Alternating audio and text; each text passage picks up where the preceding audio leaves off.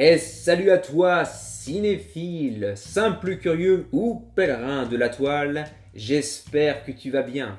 Aujourd'hui on se la refait vite fait avec un film d'un réalisateur que j'admire énormément, à savoir Edgar Wright, et qui de base fait des comédies. Là pour le coup il change complètement de registre, il va dans l'épouvante horreur. Par contre, voilà, faut pas se tromper, ce n'est pas la dernière vidéo du mois spécial Halloween. Celle-ci sortira dans quelques jours. Non, là, c'est une petite parenthèse qui reste dans le même thème, certes, mais qui n'a rien à voir. Alors, comme je vous disais, Edgar Wright, c'est un réalisateur que j'adore, que j'adule. Voilà, je trouve que c'est un gars qui a vraiment un sacré sens du rythme, voilà, qui met vraiment une musicalité dans son découpage, dans sa réalisation. À côté de ça, voilà, il a vraiment un vrai sens de la comédie que j'adore et qui plus est à l'anglaise, ça je kiffe. Mais à côté de ça, il y a des choses que j'aime moins. Par exemple, je trouve que dans Hot Fuzz ou le dernier pub avant la fin du monde, eh bien, qu'il y a une sorte de ventre mou qui commence dans les secondes parties. Voilà, je trouve qu'il met beaucoup en fait d'humour, de peps, d'énergie au tout début et qu'après il y a une sorte de descente ennuyeuse qui se met en route. Par contre, à côté de ça, j'adore Shaun of the Dead, Baby Driver, bien sûr, pour moi, c'est vraiment deux chefs-d'œuvre. Et là, pour moi, il vient de signer son chef-d'œuvre absolu pour le moment avec ce film qu'est The Last Night in Soho. Alors, je ne vous cache pas qu'hier soir, lorsque j'ai pris mon ticket de cinéma, eh bien, j'y suis allé à reculons. Pourquoi? Non pas que je doutais du talent du réalisateur, mais plutôt parce que j'appréhendais la peur que j'allais avoir devant ce film. Et oui, de base, je suis quand même quelqu'un d'assez froussard, je ne vous le cache pas, et plus le temps passe, plus je le deviens. Et je me suis dit, quand même, le gars, il a du talent, il n'a toujours pas fait de film épouvante horreur, et donc il pourrait vraiment surprendre, vraiment me foutre les chocottes. Et je vous le dis d'emblée, ça n'a pas loupé. Il y a plusieurs moments où j'ai sursauté, où j'ai été pris à la gorge, où je me cachais les yeux comme ça. Voilà, bon, on se voit plus, bon, j'enlève la main du coup. Mais vous voyez, le truc, c'est que pour moi, là, on est vraiment dans un film à la Hitchcock, à la Psychose. Vous allez voir, enfin, si vous avez le courage d'aller le voir, on est vraiment pris à la gorge à plusieurs moments. Là, rien que pour ça, c'est déjà pari gagné. Et si pour moi Edgar Wright vient vraiment de franchir un cap de maturité en tant que réalisateur, même si on le voit déjà bien sûr dans Baby Driver, eh bien c'est que là en fait il prend vraiment le temps de disséminer les indices concernant cet univers horrifique qui va être de l'autre côté du miroir du monde réel dans lequel se trouve en fait cette gosse au centre de l'histoire, cette gosse qui fait une école de design et de mode. Voilà, il prend vraiment le temps, cette fois-ci encore, de faire monter les bulles en fait en haut de la bouteille de champagne. Et donc voilà, on est vraiment pris à la gorge, on se demande vraiment ce qui va se passer, en tout cas ça a été mon cas. Et voilà, je sentais vraiment le danger arriver, on le sent par des images, on le sent surtout par des bruits. Non, non, vraiment là, il y a un travail magistral, je trouve, au niveau du son. Rien que pour ça, je trouve qu'il faudrait vraiment une récompense. Par contre, un truc que je n'ai pas compris, voilà, qui est à côté du métrage, ce sont les critiques qui reprochent le côté sexiste qui se dégage du film. Alors voilà, ma question est-ce que ces critiques qui ont écrit cela voilà, ont eu leur conscience qui a travaillé? Non, parce que là, on est clairement dans un métrage qui, selon moi, au contraire, défend la femme bec et ongle. Et si vous ne l'avez pas compris, eh bien peut-être que vous avez vu le métrage à chaud et que vous n'avez pas suffisamment pris de recul, mais là, on ne peut faire davantage dans la défense de la femme.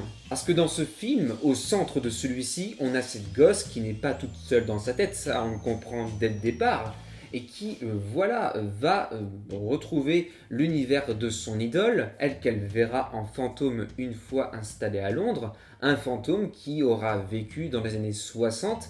Et voilà, chaque nuit, elle traverse le miroir pour rejoindre cet univers, un petit peu comme une Alice au pays des merveilles. Et là, qu'est-ce qui se passe lorsqu'elle la voit? Eh bien, il y a identification.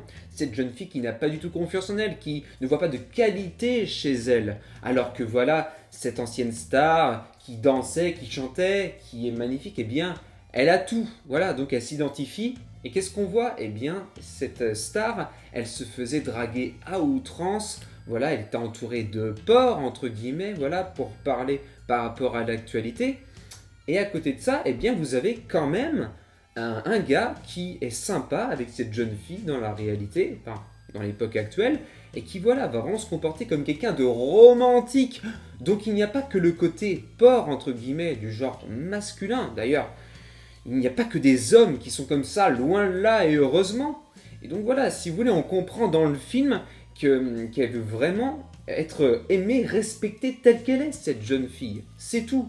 Et ce n'est pas, non, du sexisme gratuit que l'on voit. Non, ce qu'Edgar Wright veut montrer à l'écran, par le biais de cette star qu'on va harceler, qui va être entourée, comme je vous disais, de porcs qui vont vouloir abuser d'elle, et elle va finir par accepter, eh bien, c'est la perte de libre arbitre. Jusqu'où on est prêt à aller pour atteindre un rêve. C'est ça que traite le métrage. Et si vous voulez, cette jeune fille qui va aller dans ce rêve chaque nuit, va au début être aspirée dans cet univers, va vraiment être attirée par toutes les lumières avant de se rendre compte de la réalité du terrain, de tous ces obsédés qui tournent autour et qui font vraiment peur. Et donc voilà, elle va vouloir à la fin s'enfuir parce que ça va finir par la rendre folle, cette folie de l'obsession. Donc je ne suis pas d'accord, ce n'est pas du sexisme gratuit du tout, ce n'est pas du sexisme dérangeant à partir du moment où ça sert une histoire.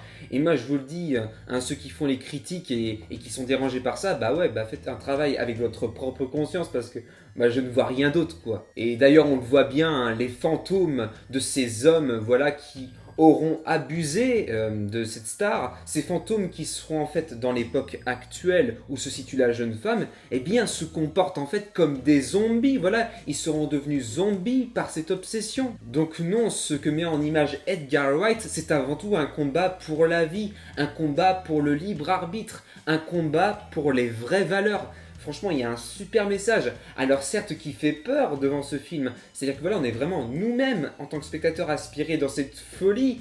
Et du coup, ça fout vraiment les jetons. Mais c'est magistralement mis en image, selon moi. Et le message de la fin est juste absolument sublime. D'ailleurs, voilà, bon, puisqu'on est dans cette partie spoil, eh bien, elle finira à la fin avec ce mec qui s'est révélé comme le vrai romantique de l'histoire. Celui qui a vraiment un cœur, alors que les autres avaient plutôt une... Vous voyez ce que je veux dire. Donc voilà, The Last Night in Soho, c'est vraiment à voir. Et à côté de ça, vous avez vraiment une fucking de BO qui va vraiment suivre tout le long du métrage. Non, là pour moi, après Shaun of the Dead, Baby Driver, Edgar Wright signe son 3e chef-d'œuvre. Quel génie! Mais en tout cas, j'espère quand même qu'il reviendra avec le duo Simon Pegg et Nick Frost pour une autre comédie. Ça commence à me manquer, mais bon là, on quitte un peu ce duo, on quitte la comédie pour un autre genre. Il le fait à merveille, comme je vous l'ai dit, pour moi il se rapproche vraiment d'un Hitchcock. On retrouve vraiment des choses qui font penser à Psycho selon moi, et ce n'est pas du tout gratuit, non, il a vraiment un talent de fou. Edgar Wright, s'il te plaît, refais des comédies. En tout cas, Edgar Wright, peu importe ce que tu feras, eh bien écoute, je serai le premier à aller te voir comme toujours. Et j'espère vraiment que tu pourras faire le James Bond que tu rêves. Là, voilà, ça circule en ce moment sur la toile. Si c'est toi le prochain réalisateur, alors là, c'est que du bonheur en perspective. Et ça me rassurera ô combien pour cette saga qui, comme je vous le disais récemment, voilà, me fait peur avec le dernier film que j'ai pourtant apprécié. Voilà, donc c'était la critique de The Last Night in Soho. À vous de voir si vous irez, si vous survivrez. Kenavo.